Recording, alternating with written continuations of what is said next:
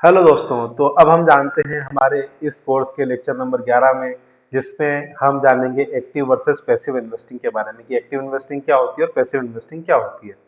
तो जैसा कि आप यहाँ पर फोटो देख सकते हैं कि पैसिव इन्वेस्टिंग का मतलब एक तरह से आप जब मॉल के अंदर जाते हैं, सीढ़ियों पर चढ़ते हैं तो वो अपने आप चल जाती है, और एक्टिव का मतलब आपको खुद चढ़नी पड़ती है। तो हम इन दोनों चीज़ों के बारे में जानेंगे कि एक्टिव इन्वेस्टिंग क्या होती है और पैसिव इन्वेस्टिंग क्या होती है।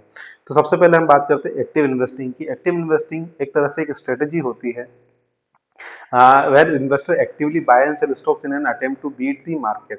तो जब लोगों को ज़्यादा प्रॉफिट कमाना होता है या ज़्यादा फायदा कमाना होता है, जनरली जो हम लोग करते हैं, डेली शेयर खरीदते हैं, बेचते हैं, तो उसको हम बोलते हैं एक्टिव इन्वेस्टिंग। यहाँ पर आपको आपकी नॉलेज की जरूरत होती है और उस नॉलेज के थ्रू आप जो है बीट मार्केट को जो है बीट करने का ट्राई करते हैं। कई बार आप सक्सेसफुल होते हैं, कई बार आपको लॉस होता है, तो उस केसेस को अपन बोलते हैं एक्टिव इन्वेस्टिंग। इसमें जो इन्वेस्टर हैं वो अपना खुद का रिसर्च करते हैं, खुद का एनालिसिस करते हैं, खुद का रिसर्च करते हैं और मार्केट को आउटफॉर्म करने का ट्राई करते हैं। अगर वो आउट परफॉर्म करते हैं तो उन्हें बहुत ज़्यादा फायदा मिल जाता है। वहीं बात करें अगर पैसिव इन्वेस्टिंग की, तो उसमें आपको बहुत ज़्यादा रिसर्च की, बहुत ज़्यादा सोचने समझने की आपको जरूरत नहीं है। आप किसी भी लो कॉस्ट इंडेक्स फंड में आप निवेश कर दीजिए। जैसे जैसे आपका इंडेक्स जो मार्केट जितना रिटर्न देगा, मार्केट 10% चढ़ेगा तो आपका इंडेक्स भी 10% चढ़ेगा, 8% चढ़ेगा तो मार्केट भी 8% चढ़ेगा। इस तरह से वो आपको पर्टिकुलरली रिटर्न देता रहेगा। तो ये चीजें अपन थोड़ा सा एक तरह से ध्यान रख सकते हैं कि हमें एक्टिव इन्वेस्टिंग करनी है या पैसिव इन्वेस्टिंग। एक्टिव में आपको खुद से बाय और सेल के डिसीजन लेने हैं।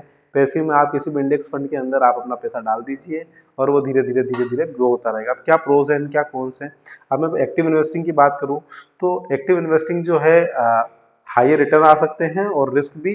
अगर मार्केट अंडर परफॉर्म करता है तो रिस्क भी बहुत ज्यादा इसमें इन्वॉल्व होता है, मतलब आपको लॉसेस के चांसेस भी उतने ही होते हैं।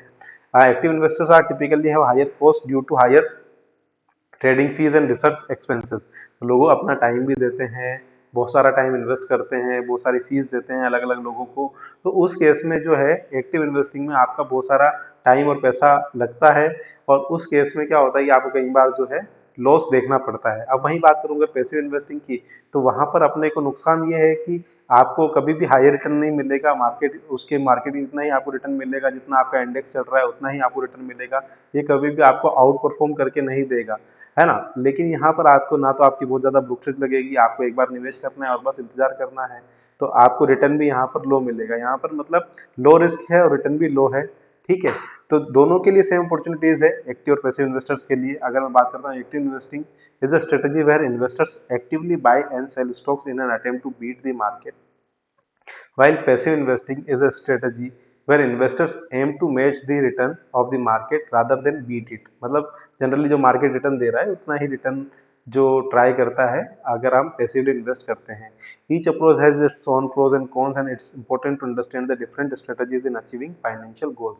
तो हमें ये सारी की सारी जो स्ट्रेटजीज है इनके बारे में पता होना चाहिए कि ये कैसे काम करती है हमारे फाइनेंशियल गोल को अचीव करने के लिए।